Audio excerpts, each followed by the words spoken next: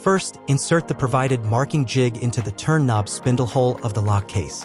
Then use whichever pair of holes that is aligned vertically to mark the screw locations. Next, drill the pilot holes. Be careful not to drill into the lock case. Next, install the backplate of the turn knob using the included screws.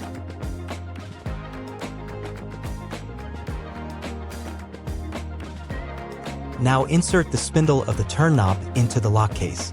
Then thread on the turn knob rosette.